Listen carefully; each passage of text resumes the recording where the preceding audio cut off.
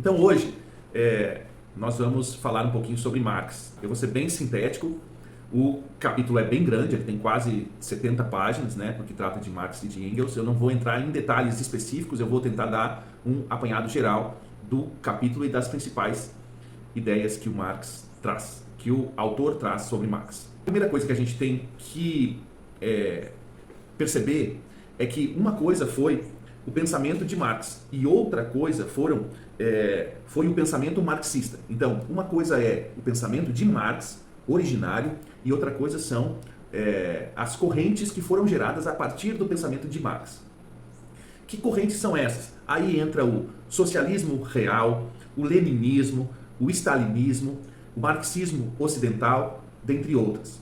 Então, é importante você separar desde o começo essas duas coisas. Uma coisa é o pensamento de Marx, outra coisa são as correntes derivadas desse pensamento originário de Marx. Por que isso é importante? Porque isso evita muita confusão. Que confusão? A de confundir justamente o pensamento de Marx com essas correntes. Muita gente deturpa ou menospreza o pensamento de Marx, dizendo que ele é a mesma coisa que o socialismo real, por exemplo, de Rússia, de Cuba e de outros países. Então, isso é um equívoco. E geralmente quem adota esse equívoco está de má fé no objetivo de deturpar ou menosprezar o pensamento de Marx e todo o seu potencial crítico. Ok, era isso. Esse é o primeiro ponto. A segunda coisa que a gente tem que ver é sobre a vida de Marx. A vida de Marx se confunde muito com as áreas de direito e de filosofia, porque ele fez a graduação em direito em Berlim, na Alemanha. Em seguida, ele se doutorou em filosofia, com uma tese sobre o atomismo, de Demócrito e Epicuro. E no contexto em que ele estudou direito e filosofia, predominava, como nós vimos no nosso encontro anterior sobre Hegel, predominava a escola histórica. Quando ele estudou direito e filosofia, predominava no contexto cultural da época o pensamento de Hegel e, consequentemente, a escola histórica também, que nós vimos as semelhanças e as diferenças no nosso encontro anterior. Então esse era o contexto de Marx, o pensamento de Hegel e o pensamento jurídico da escola histórica do direito. E quanto ao pensamento de Hegel, como nós vimos também, havia uma divisão no pensamento de Hegel entre a esquerda hegeliana, que era materialista e não religiosa, a direita hegeliana era idealista e religiosa. É óbvio, né, que Marx vai para a vertente da esquerda hegeliana, quando ele se deixa influenciar, o jovem Marx, pelo pensamento de Feuerbach, que nós já vamos ver. Então, esse foi o segundo ponto que a gente viu, que é o da vida e da formação de Marx. O terceiro ponto é justamente sobre a relação de Marx com Feuerbach. Essa relação Marx está com ele e contra ele. Com ele porque Marx acreditava e achava importante o passo dado por Feuerbach, no sentido de colocar a filosofia na vida humana, na existência humana. Então esse passo dado por Feuerbach, no sentido de trazer a filosofia para a vida, para a existência, Marx achava importante. Da mesma forma que Marx achava importante o que Hegel fez, de colocar, como nós vimos anteriormente, a filosofia na história, ou a história na filosofia. Então Marx achava importante esses dois passos dados por Feuerbach, no sentido de colocar a filosofia na vida humana, na existência, e dado por Hegel, no sentido de colocar a filosofia na história. Só que, ao contrário desses dois, Marx achava que eles tinham dado um passo pequeno ainda. É nesse sentido que Marx está com eles, mas vai além desse passo. Então, Marx acreditava que tanto Feuerbach quanto Hegel ainda eram idealistas, mesmo tendo dado esses dois passos importantes de colocar a história e a vida, existência humanas na filosofia. Eles foram importantes, mas não foram radicais. Então, nesse sentido, Marx segue esses passos, mas vai além desses passos. Então, ao mesmo tempo em que Marx concorda com o materialismo de Hegel, ele vai além. Ele concorda com o materialismo, mas não o materialismo idealista, e sim o materialismo histórico dialético. Então, essa é a radicalidade de Marx com relação a Hegel. E a radicalidade de Marx com relação a Feuerbach é no sentido de que Marx concorda com a sua antropologia, com esse passo de colocar a filosofia no homem, na existência humana, só que Marx vai além. Não é um homem genérico, um homem ideal, e sim um homem concreto, um homem na sociedade, um homem nas suas relações produtivas de trabalho e econômicas. Então é nesse sentido que Marx vai além da antropologia de Feuerbach, no sentido de não considerar o homem genérico, o homem idealista, mas sim o homem nas suas relações sociais, produtivas, de trabalho e econômicas. E quanto às fases do pensamento de Marx, Marx tem duas fases.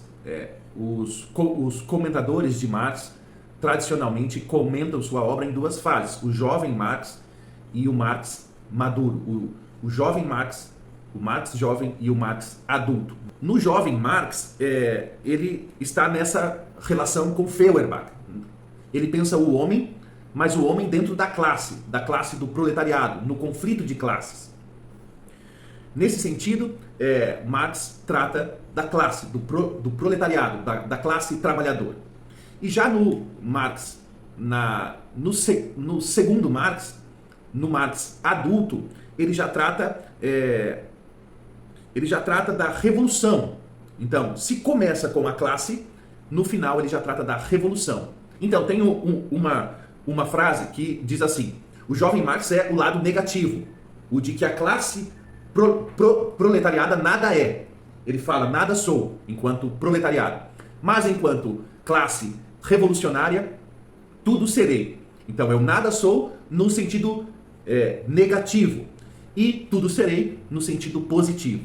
Essa dialética entre negatividade e positividade, a negatividade de todas as condições do proletariado, as condições econômicas, produtivas, burguesas, jurídicas, estatais, todas as condições de alienação, todas as condições ideológicas. Isso é o sentido da negatividade, da luta, da resistência da classe proletariada. E, por outro lado, o sentido da positividade, o sentido da revolução, onde tudo isso, todas essas condições terão fim e a humanidade terá uma nova era de redenção. Então, essa é as fases e as características do pensamento de Marx. Por isso que ele fala, nada sou e tudo serei, no sentido da negatividade da classe proletariada e da positividade da revolução dessa mesma classe. Por isso que Marx fala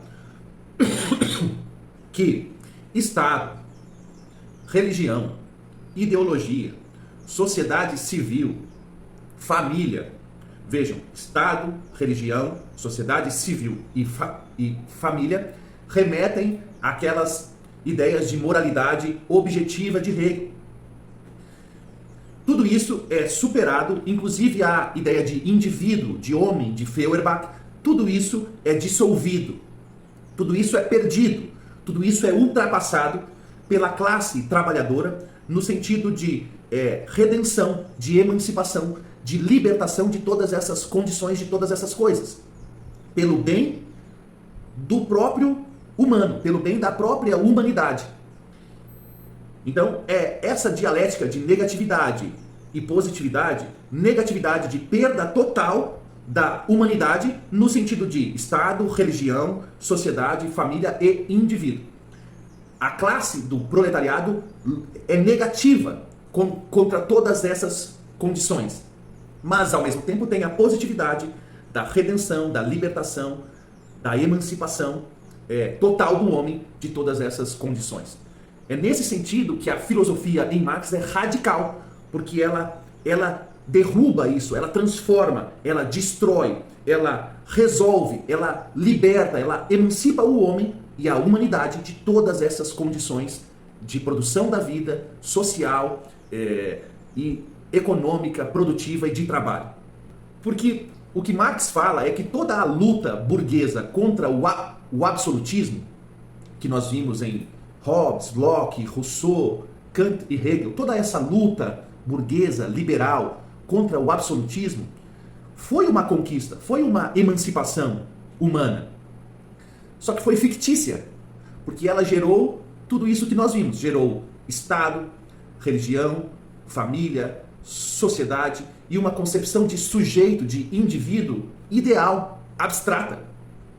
Então, para Marx, isso foi uma emancipação fictícia. Cabe agora à classe trabalhadora gerar essa redenção, essa libertação, essa emancipação verdadeiramente.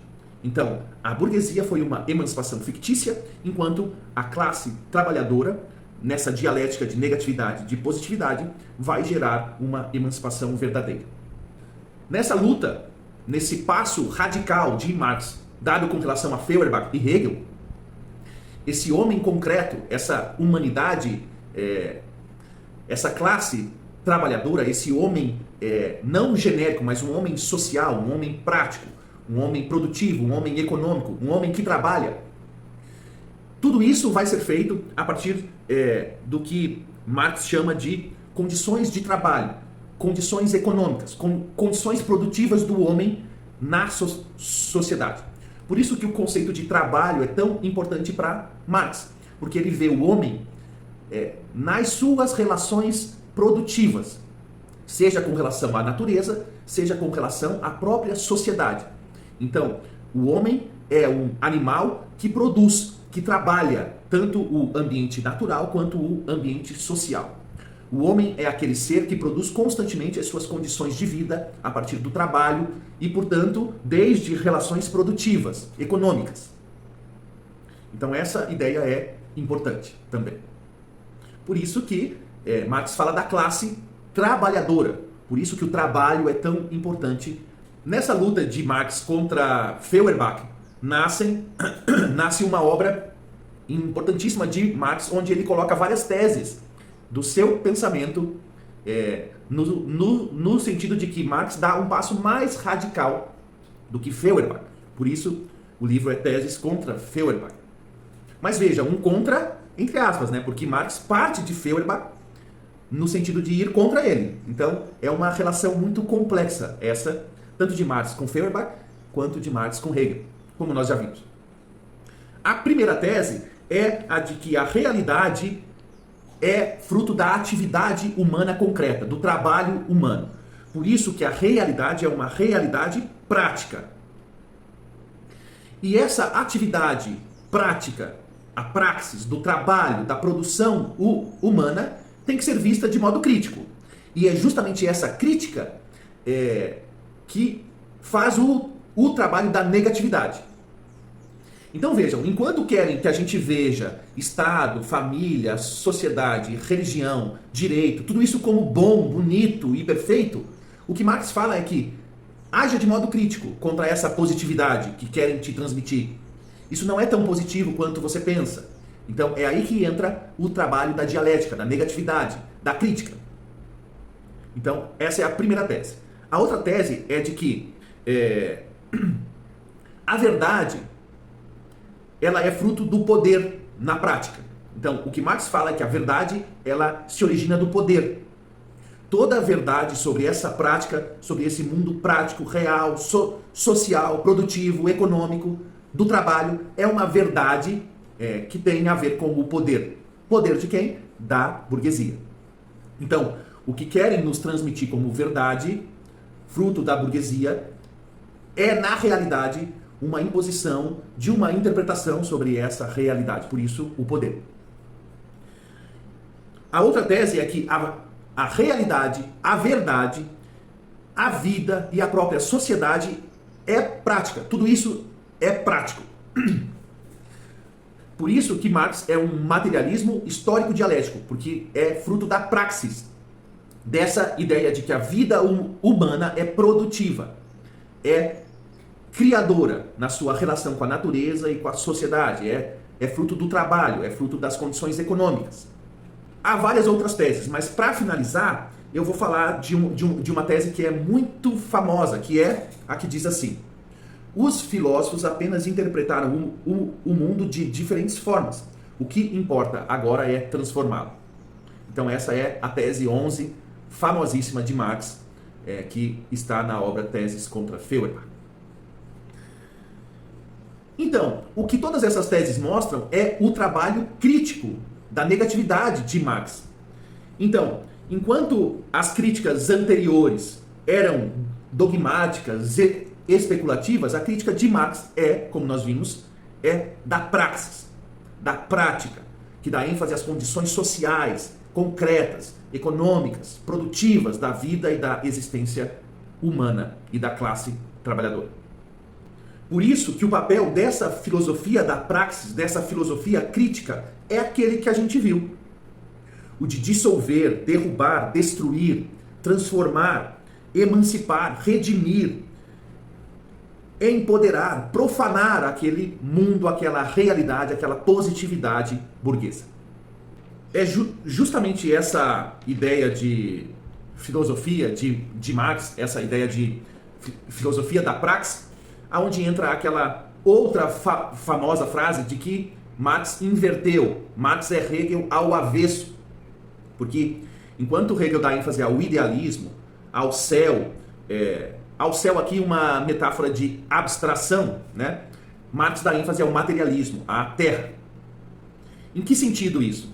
Enquanto Hegel dá ênfase à superestrutura, a parte de cima,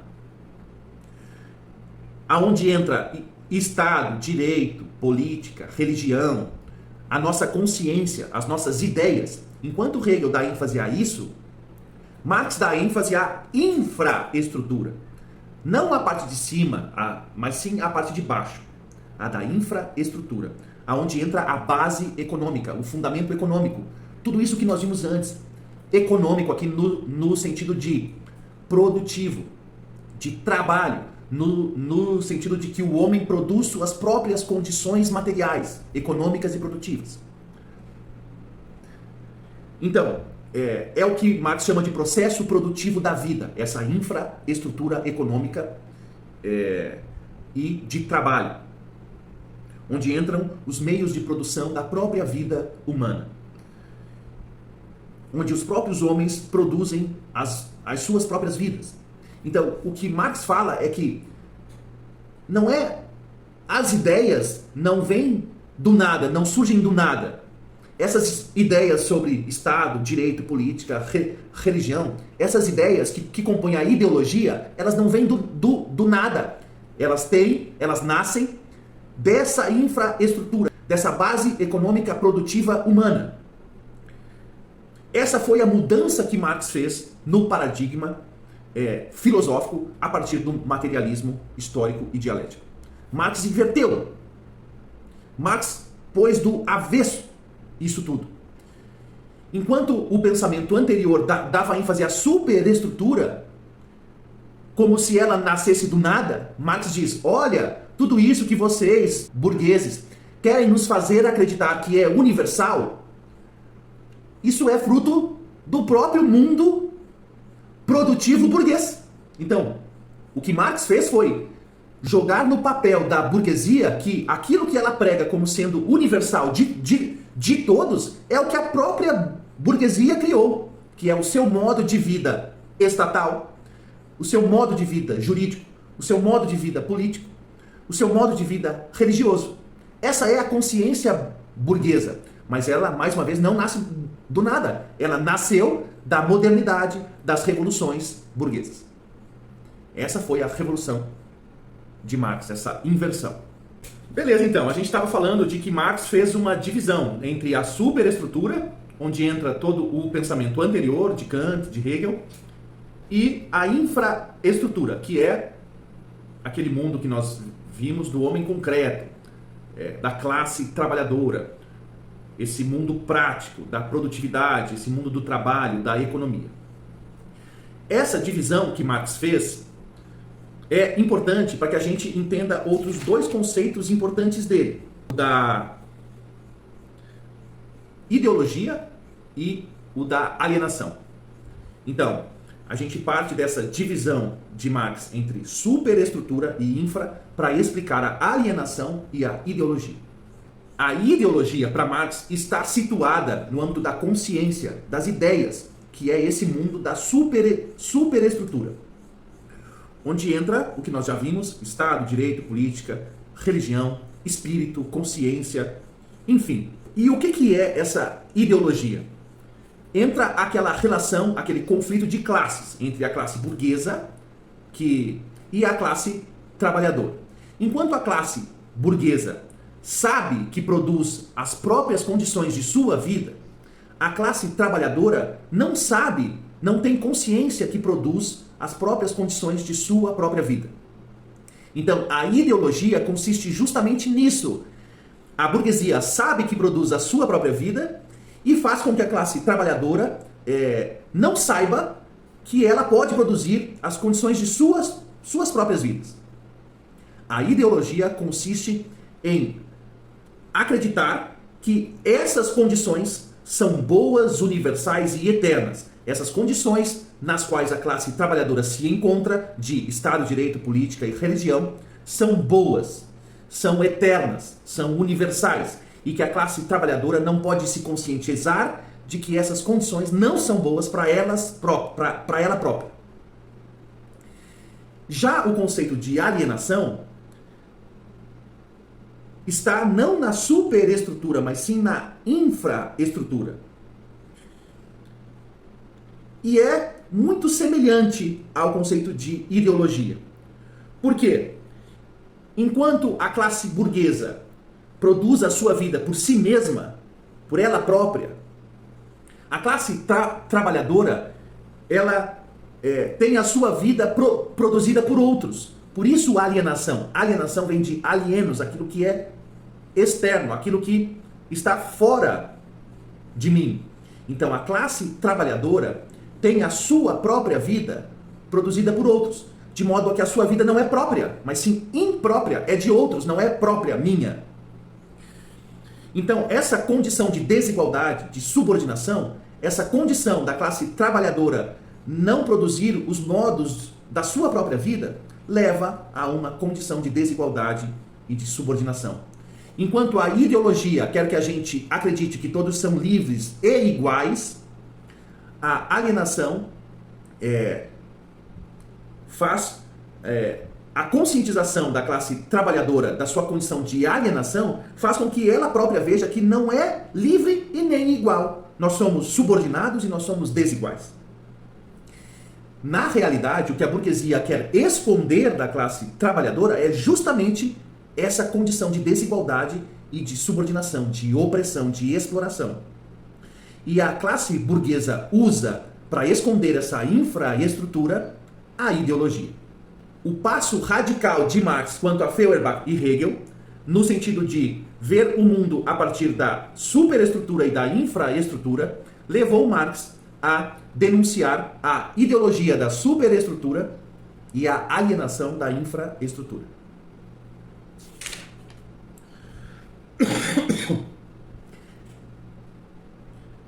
Essas duas condições, tanto da alienação quanto da ideologia, fazem com que a vida econômica, a vida produtiva, a vida do trabalho, seja uma vida alienada.